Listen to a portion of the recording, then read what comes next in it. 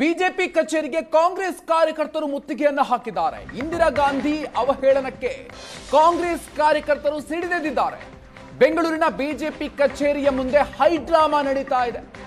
ಇಂದಿರಾ ಗಾಂಧಿ ಬಗ್ಗೆ ಅವಹೇಳನ ಆರೋಪ, ತುರ್ತು ಪರಿಸ್ಥಿತಿ ವಿರೋಧದ ಸಂದರ್ಭದಲ್ಲಿ ಇಂದಿರಾ ಗಾಂಧಿಯವರನ್ನ ಅವಹೇಳನ ಮಾಡಲಾಗಿದೆ ಅಂತ ಹೇಳಿ ಕಾಂಗ್ರೆಸ್ ಕಾರ್ಯಕರ್ತರು ಆಕ್ರೋಶವನ್ನು ವ್ಯಕ್ತಪಡಿಸಿ ಬಿಜೆಪಿ ಕಚೇರಿಗೆ ಮುತ್ತಿಗೆ ಹಾಕುವಂತ ಯತ್ನವನ್ನ ಮಾಡಿದ್ದಾರೆ. ಈ ಸಂದರ್ಭದಲ್ಲಿ ಕಾಂಗ್ರೆಸ್ ಕಾರ್ಯಕರ್ತರನ್ನ ಪೊಲೀಸರು ವಶಕ್ಕೆ ಪಡ್ಕೊಂಡಿದ್ದಾರೆ.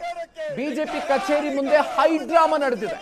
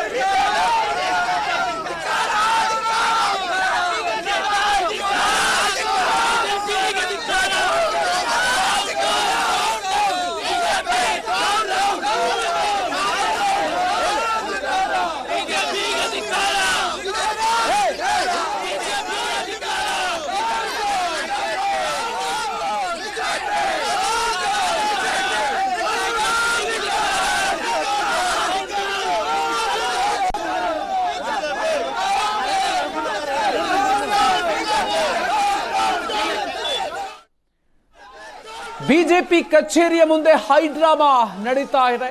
ಬೆಂಗಳೂರಿನ ಬಿಜೆಪಿ ಕಚೇರಿಗೆ ಕಾಂಗ್ರೆಸ್ ಕಾರ್ಯಕರ್ತರು ಮುತ್ತಿಗೆ ಹಾಕುವಂತ ಯತ್ನವನ್ನ ಮಾಡಿದ್ದಾರೆ. ಇಂದಿರಾ ಗಾಂಧಿಯವರನ್ನ ಅವಹೇಳನ ಮಾಡಿದ್ದಾರೆ ಅಂತ ಹೇಳಿ ಆಕ್ರೋಶವನ್ನು ವ್ಯಕ್ತಪಡಿಸಿ ಕಾಂಗ್ರೆಸ್ ಕಾರ್ಯಕರ್ತರು ಬಿಜೆಪಿ ಕಚೇರಿಗೆ ಮುತ್ತಿಗೆ ಹಾಕುವಂತ ಯತ್ನವನ್ನ ಮಾಡಿದ್ದಾರೆ. ಬಿಜೆಪಿ ಕಚೇರಿಯ ಮುಂದೆ ಭಾರಿ ಹೈ ಡ್ರಾಮಾ ನಡೆದಿದೆ. ಕಾಂಗ್ರೆಸ್ ಕಾರ್ಯಕರ್ತರನ್ನ ಪೊಲೀಸರು ತಮ್ಮ ವಶಕ್ಕೆ ಪಡ್ಕೊಂಡಿದ್ದಾರೆ.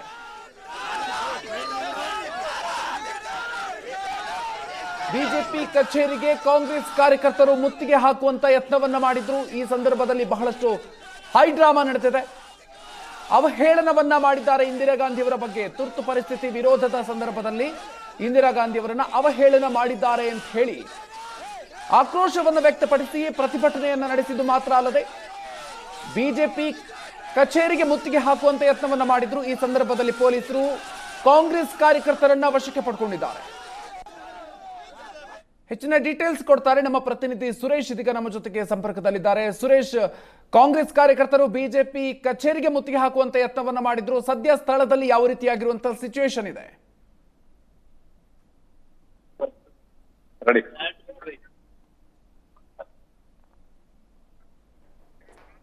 ಸುರೇಶ್, ನನ್ನ ಧ್ವನಿ ಕೇಳಿಸ್ತಾ ಇದ್ರೆ ಬಿಜೆಪಿ ಕಚೇರಿಗೆ ಕಾಂಗ್ರೆಸ್ ಕಾರ್ಯಕರ್ತರು ಮುತ್ತಿಗೆ ಹಾಕುವಂತ ಪ್ರಯತ್ನವನ್ನ ನಡೆಸಿದ್ರು. ಸದ್ಯ ಯಾವ ರೀತಿಯಾಗಿರುವಂತಹ ಸಿಚುವೇಶನ್ ಸ್ಥಳದಲ್ಲಿ ಇದೆ ಸುರೇಶ್? ಮಧುಕರ್, ಇವತ್ತು ಬಿಜೆಪಿ ಕಚೇರಿಯಲ್ಲಿ ಕೇಂದ್ರ ಸಚಿವರಾದಂತಹ ಭೂಪೇಂದ್ರ ಯಾದವ್ ಅವರ ಸುದ್ದಿಗೋಷ್ಠಿ ಇತ್ತು. ಸುದ್ದಿಗೋಷ್ಠಿ ಮುಗಿದ ಬೆನ್ನಲ್ಲೇ ಇವತ್ತು ಬಿಜೆಪಿಯ ಕಚೇರಿಯ ಮುಂದೆ ಏಕಾಏಕಿ ಸುಮಾರು 50ಕ್ಕೂ ಹೆಚ್ಚು ಜನ ಕಾರ್ಯಕರ್ತರು, ಕಾಂಗ್ರೆಸ್ನ ಕಾರ್ಯಕರ್ತರು ಬಿಜೆಪಿಯ ಕಚೇರಿಗೆ ಮುತ್ತಿಗೆ ಹಾಕುವಂತ ಒಂದು ಪ್ರಯತ್ನವನ್ನ ಮಾಡ್ತಾರೆ. ಅಂದ್ರೆ ಘೋಷಣೆಗಳನ್ನ ಕೂಗ್ತಾ ಈಗ ತುರ್ತು ಪರಿಸ್ಥಿತಿಗೆ 50 ವರ್ಷಗಳು ಪೂರೈಸ್ತಾ ಇರುವಂತಹ ಹಿನ್ನೆಲೆಯಲ್ಲಿ ಹಲವಾರು ಕಡೆ ಬಿಜೆಪಿಯ ಪಕ್ಷದಿಂದ ಕಾರ್ಯಕ್ರಮಗಳನ್ನು ಹಮ್ಮಿಕೊಳ್ಳಲಾಗಿತ್ತು. ಈ ಸಂದರ್ಭದಲ್ಲಿ ಬಿಜೆಪಿಯ ನಾಯಕರು ಇಂದಿರಾ ಗಾಂಧಿ ಅವರ ಬಗ್ಗೆ ಅವಹೇಳನಕಾರಿಯಾಗಿ ಮಾತಾಡ್ತಿದ್ದಾರೆ ಅನ್ನುವಂತಹ ಒಂದು ಆರೋಪವನ್ನು ಮಾಡ್ತಾ ಕಾಂಗ್ರೆಸ್ನ ಕಾರ್ಯಕರ್ತರು ಬಿಜೆಪಿ ಕಚೇರಿಗೆ ಮಲ್ಲೇಶ್ವರಂನಲ್ಲಿರುವಂತಹ ಜಗನ್ನಾಥ ಭವನಕ್ಕೆ ಮುತ್ತಿಗೆ ಹಾಕುವಂತ ಒಂದು ಪ್ರಯತ್ನವನ್ನ ಮಾಡಿದ್ರು. ಬಿಜೆಪಿ ಕಚೇರಿಯಿಂದ ಸುಮಾರು ಒಂದು 30 ಅಡಿಗಳ ದೂರದಲ್ಲಿ ಬ್ಯಾರಿಕೇಡ್ ಅನ್ನು ಹಾಕಿ ಅಲ್ಲಿಯೇ ಪೊಲೀಸ್ ರಿಸರ್ವ್ ವ್ಯಾನ್ ಅನ್ನು ನಿಲ್ಲಿಸಿಕೊಂಡಂತಹ ಪೊಲೀಸರು ಸಕಾಲಕ್ಕೆ ಅವರೆಲ್ಲರನ್ನೂ ಕೂಡ ವಶಕ್ಕೆ ಪಡೆದುಕೊಂಡು ಯಾವುದೇ ಒಂದು ಅನಾಹುತ ಆಗದಂತೆ ತಡೆಯುವಲ್ಲಿ ಒಂದು ಯಶಸ್ವಿಯಾಗಿದ್ದಾರೆ.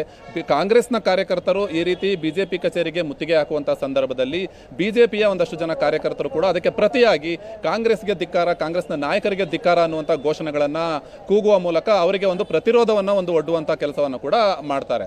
ಒಟ್ಟಾರೆಯಾಗಿ ಹೇಳಬೇಕು ಅಂತಂದರೆ ಈಗ ಬಿಜೆಪಿ ಕಚೇರಿಗೆ ಮುತ್ತಿಗೆ ಹಾಕುವಂಥ ಪ್ರಯತ್ನ ವಿಫಲ ಆಗಿದೆ. ಕಾಂಗ್ರೆಸ್ನ ಕಾರ್ಯಕರ್ತರನ್ನ ಪೊಲೀಸರು ವಶಕ್ಕೆ ಪಡೆದುಕೊಂಡಿದ್ದಾರೆ. ಮಧುಕರ್, ಅಂದ್ರೆ ಯಾವ ಒಂದು ವಿಚಾರಕ್ಕೆ ಸಂಬಂಧಪಟ್ಟಂತೆ ಇಷ್ಟೊಂದು ಕಾಂಗ್ರೆಸ್ ಕಾರ್ಯಕರ್ತರನ್ನ ಕೆರಳಿಸಿರುವಂತ ವಿಚಾರ ಏನದು, ಅದ್ರ ಜೊತೆಗೆ ಅಲ್ಲಿ ಬಿಜೆಪಿ ನಾಯಕರು ಈ ವಿಚಾರಕ್ಕೆ ಸಂಬಂಧಪಟ್ಟಂತೆ ರಿಯಾಕ್ಷನ್ ಏನಾದ್ರೂ ಕೊಟ್ರಾ ಹೇಗೆ ಅಂತ ಸುರೇಶ್? ಮಧುಕರ್, ಈಗ ತುರ್ತು ಪರಿಸ್ಥಿತಿಗೆ 50 ವರ್ಷಗಳು ಪೂರೈಸ್ತಾ ಇರುವಂತಹ ಹಿನ್ನೆಲೆಯಲ್ಲಿ ನಡೀತಾ ಇರುವಂತಹ ಒಂದು ಕಾರ್ಯಕ್ರಮ ಇದು. ಅಂದರೆ ಅದನ್ನು ವಿರೋಧಿಸಿ ಈ ರೀತಿಯಾದಂಥ ಒಂದು ಮುತ್ತಿಗೆ ಹಾಕುವಂಥ ಒಂದು ಪ್ರಯತ್ನವನ್ನ ನಾಯಕರು ಮಾಡ್ತಾರೆ. ಹಾಗಾಗಿ ಅದನ್ನ ವಿಫಲಗೊಳಿಸುವಂಥ ಒಂದು ಪ್ರಯತ್ನವನ್ನ ಸದ್ಯಕ್ಕೆ ಪೊಲೀಸರು ಕೂಡ ಮಾಡಿದ್ರು. ನಮ್ಮ ಜೊತೆ ಸಿ.ಟಿ. ರವಿ ಅವರು ಇಲ್ಲಿದ್ದಾರೆ, ಮಾತಾಡ್ತಾರೆ. ಸರ್, ಇವತ್ತು ಬಿಜೆಪಿ ಕಚೇರಿಗೆ ಮುತ್ತಿಗೆ ಹಾಕುವಂಥ ಒಂದು ಪ್ರಯತ್ನವನ್ನ ಕಾಂಗ್ರೆಸ್ನ ಕಾರ್ಯಕರ್ತರು ಮಾಡ್ತಾರೆ. ಚಪರಾಸಿಗಳು 4 ಜನ ಬಂದಿದ್ದಾರ್ರಿ, ಅದು ಮುತ್ತಿಗೆ ಏನಕ್ಕಾಗತ್ತೇನ್ರಿ? ಅವಕ್ಕೆಲ್ಲ ಮುತ್ತಿಗೆ ಏನಕ್ಕಾಗತ್ತ? ಯಾರೋ ಚಪರಾಸಿಗಳು, ಅನ್ಎಂಪ್ಲಾಯ್ಡ್ ಚಪರಾಸಿಗಳು ಬಂದಿರೋದನ್ನ ಮುತ್ತಿಗೆ ಏನಕ್ಕಾಗತ್ತ? ಇಂದಿರಾ ಗಾಂಧಿ ಅವರ ಬಗ್ಗೆ ಅವಹೇಳನಕಾರಿಯಾಗಿ ಮಾತಾಡ್ತೀರಾ. ತುರ್ತು ಪರಿಸ್ಥಿತಿಗೆ 50 ವರ್ಷ ಸರ್ವಾಧಿಕಾರಿ ಇಂದಿರಾ ಗಾಂಧಿ ತುರ್ತು ಪರಿಸ್ಥಿತಿ ಹೆಸರಿನಲ್ಲಿ ತನ್ನ ಕುರ್ಚಿ ಉಳಿಸ್ಕೊಳ್ಳೋದಕ್ಕೆ ನರಹತ್ಯೆ ಮಾಡಿದಂಥ ನರಹಂತಕಿ.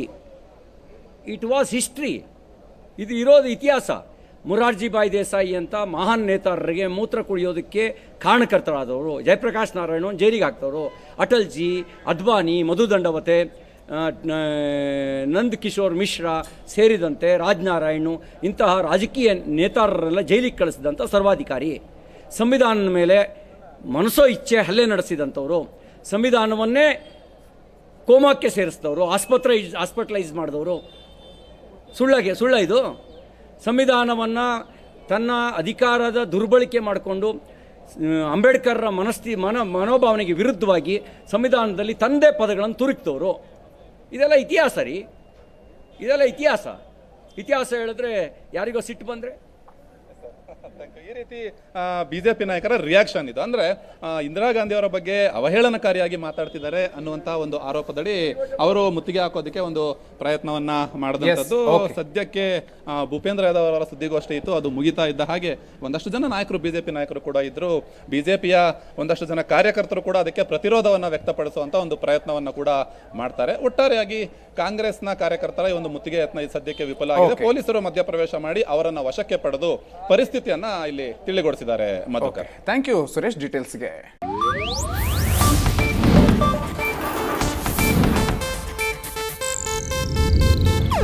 ಇದು ಏಷ್ಯಾನೆಟ್ ನ್ಯೂಸ್ ನೆಟ್ವರ್ಕ್ ಪ್ರಸ್ತುತಿ.